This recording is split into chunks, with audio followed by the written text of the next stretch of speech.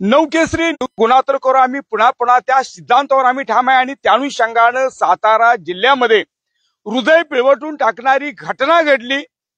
आर्या सागर चव्हाण ह्या लहान 12 वर्षाच्या मुलीला कशा प्रकारे नराधमानं संपवलं याची खरी खाणी जाणून घेण्यासाठी आम्ही सासपडे गावामध्ये आलो। सासपडे आल्यानंतर वास्तवतेचं भयान रूप आहे ते आम्हाला ऐकायला मिळालं। त्या अनुषंगाने आपण जर बघाल तर आर्याची आई, आर्याचे वडील आणि आर्याचा लहान भाऊ आपल्याला आर्याचा फोटो हातात घेऊन गेला बघायला मिळतोय।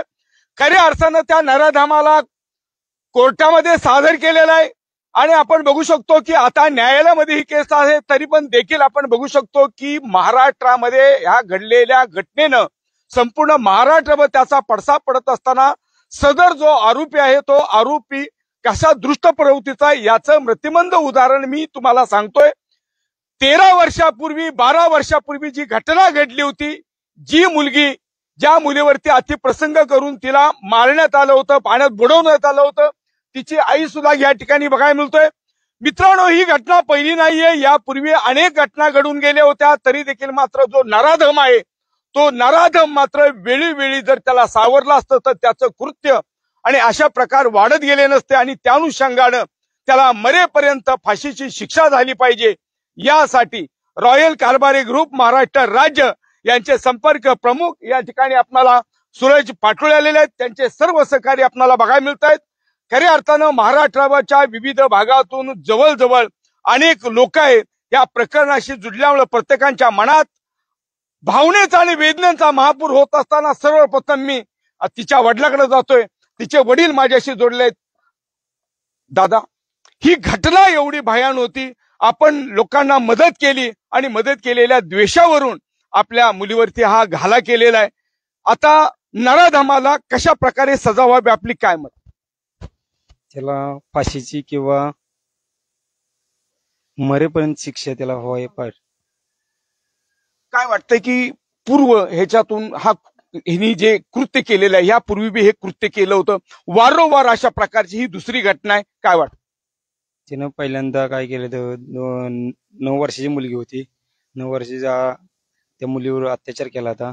नंतर तिला 18 वर्ष पूर्ण झाल्यानंतर विहिरीत मारून टाकलं आणि त्यावेळी तुम्ही त्या लोकांना मदत केली होती? मदत त्याला म्हणजे त्यांना पाठिंबा नव्हता, त्याचे वडील वारले होते, त्यामुळे आपण त्यांना भरपूर पाठिंबा केला, कारण की ती एक माझी चुलत सख्खी बहीणच होती, त्यासाठी मी त्यांना मदत करत होतो। मित्रांनो, 13 वर्षापूर्वी जी घटना घडली होती, ज्या मुलीला अतिप्रसंग करून विहिरीमध्ये मारून टाकण्यात आलं होतं आणि अशी ती घटना घडल्यानंतर सदर आपणाला जी आर्या जी हत्या करण्यात आली होती तिच्या वडील आहे ते आपल्याला हे सागर चव्हाण बघायला मिळत आहेत। ह्या चव्हाण कुटुंबियांनी खऱ्या अर्थानं त्यांच्या कुटुंबामध्ये कोण सहकार्य करायला नव्हतं म्हणून त्यावेळी त्या लोकांना मदत केली होती आणि तोच द्वेष, तो राग मनात धरून क्रूरपणे हत्या करण्यात आली। मी तिच्या आईकडे जातोय।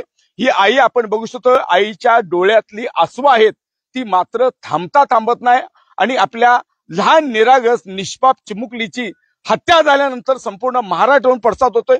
ताई, आपलं दुःख आबाळ एवढं आहे, हे दुःख कोणीही कमी करू शकत नाही, पण ताई काय वाटतंय अशा नराधमाला फाशी शिक्षा झाली पाहिजे? या नराधमाला फाशी शिक्षा झालीच पाहिजे, फाशीच झाली पाहिजे। कारण आपण ही जी आपण बघता ही वस्तुस्थिती खऱ्या अर्थानं आईच्या वेदना आणि भावना जर पाहायला गेलं तर खऱ्या अर्थानं आपण बघू शकतो भावी तिचा एक लहान भाव आहे। बाळा, काय वाटतंय आपल्या दिदीला न्याय मिळाला पाहिजे? कठोर शिक्षा झाली पाहिजे, कठोर- नराधमाला कठोर फाशीची शिक्षा झाली पाहिजे। आपण बघू शकतो एका चिमुकल्याची जी हाक आहे त्याबरोबर आपण बघायला मिळतोय, त्याबरोबर आजी सुद्धा जोडलेले आहे।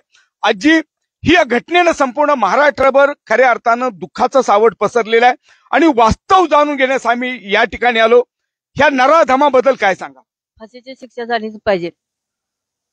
खऱ्या अर्थानं आपण बघू शकतो की ज्यांनी आपली मुलगी सुद्धा गमावलेली ती सुद्धा आई 13 वर्षपूर्वी घटलेली, आपण तिला सुद्धा आपणाला अश्रू अनावर झालेले बघायला मिळत आहेत, तरी देखील मात्र खऱ्या अर्थानं आज हे वास्तव दाखवण्याचा प्रयत्न आहे की ज्यावेळी आपण एक माणूस कृत्य करतो आणि त्याला आपण त्याकडे दुर्लक्षित करतो त्यावेळी त्याची मदत कशी वाढते, नाहीतर आज सुद्धा आर्याची ही हत्या झाली नसती।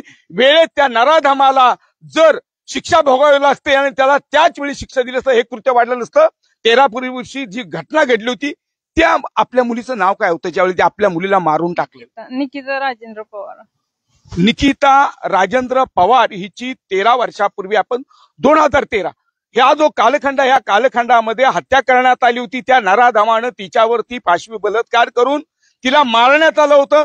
आणि या कुटुंबाला सदर आपणाला आर्याचे वडील या सर्व कुटुंबांनी मदत केली म्हणून तोच द्वेष आज राग मनात ठेवून मात्र आज आर्याची हत्या केलेली आहे. पण मात्र आर्याच्या पाठीमागं केवळ संपूर्ण महाराष्ट्र उभा होत असताना रॉयल कारभारी ग्रुपच्या वतीनं मी तानाजी खऱ्या अर्थानं हे सगळं होत असताना मी सूरज भाऊकडे जातोय, कारण महाराष्ट्रामध्ये अशा घटनेनं संपूर्ण महाराष्ट्रावर त्याचा पडसाद होतोय. काय वाटतंय, ही घटना एवढी प्रचंड तीव्रता आणि वेदना देणारी आहे, काय वाटतं? आर्या चव्हाण ही आमची एक छोटी बहीण आहे, पण आमचीच नाही अख्ख्या महाराष्ट्राची एवढीच मागणी आहे की त्या नराधमाला कठोरात कठोर फाशीची शिक्षा झालीच पाहिजे. काय वाटतंय की आता ह्या न्यायालयीन प्रविष्ट आहे आणि कोर्टामध्ये ही केस आहे, काय वाटतं?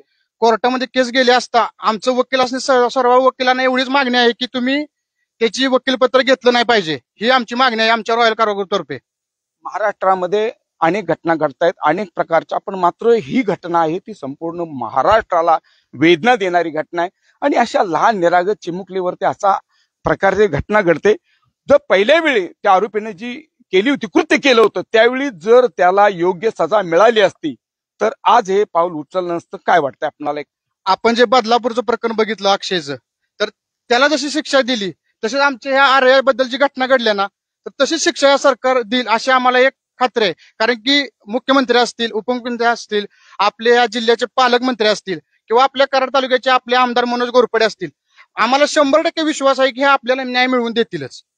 म्हणून मित्रांनो, आपण पाहिलं सत्य मान्य हा जर गुन्हा तर करून आम्ही पुन्हा या सिद्धांतावर ठाम होतो म्हणून आम्ही सासपड गावामध्ये पोहोचलो. सातारा जिल्हा आणि सातारा तालुक्यातलं हे गाव आहे. खऱ्या अर्थानं इथं आल्यानंतर वास्तवतेचं भयान रूप आहे ते तुमच्यापर्यंत आम्ही पोहोचवण्याचा प्रयत्न केला.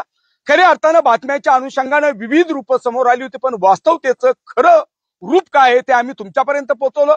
पण मात्र त्या नराधमाला मरेपर्यंत फाशीची शिक्षा झाली पाहिजे यासाठी संपूर्ण महाराष्ट्रातील जनता अनेक आंदोलन करते, पण त्याचबरोबर रॉयल कारभारी ग्रुप सुद्धा आपणाला यामध्ये उकार आहे. आणि म्हणून आज तरी महाराष्ट्रातल्या राजकारणानं लक्ष द्या, कारण हा एक प्रश्न आहे तो केवळ आर्या चव्हाणचा नाही तर महाराष्ट्रातील अजून लहान निरागत चिमुकलींचा जो प्रश्न आहे. त्यामुळे ह्या नराधमाला फाशीची शिक्षा मरेपर्यंत होणं अपेक्षित आहे. त्याच वेळी खऱ्या अर्थानं आमच्या असणाऱ्या आर्याला श्रद्धांजली मिळेल. नाहीतर अशा नराधमाने अजून महाराष्ट्रातील कितीतरी तरुण मुली, कितीतरी आमच्या आया बहिणींची इज्जत मात्र चव्हाट्यावरून त्यांचं आयुष्य लुटणाऱ्या नराधमाला फाशीची शिक्षा मरेपर्यंत व्हावं यासाठी संपूर्ण सासपडे गावामध्ये घेतलेला खऱ्या अर्थानं हा स्पेशल रिपोर्ट. खरं माणसांच्या मनातले आघात काळाने मिटले जातात, पण हृदयातले आघात कधीच मिटले जात नाहीत. आणि त्यामुळे माणसाच्या मनातल्या भुरळीला आणि आघातांना कुठेतरी मुठमाती द्यावी आणि त्यावर खऱ्या अर्थानं न्याय मिळावा यासाठी महाराष्ट्र राज्य रॉयल कारभारी ग्रुप जो काम करतोय त्याचे सूरज भाऊ काम करतायत, त्यांची सर्व टीम करते. आणि ह्या सर्व टीमला आणि खऱ्या अर्थानं प्रशासनाला आता तरी या संपूर्ण टीमनं सांगितलेलं आहे की सर्व वकील मंडळी आणि अन्य लोकांनी ह्याची केस कुठल्याही प्रकारची घेण्यात येऊ नये, कारण महाराष्ट्रामध्ये पुन्हा अशा कुठल्या प्रकारच्या घटना घडल्या तर त्या नराधमाला जिवंत सोडण्यात येऊ नये ह्या घेतलेला special report. Cameraman Tanmay Patil, reporter Sagar Patil, Saspade, Satara.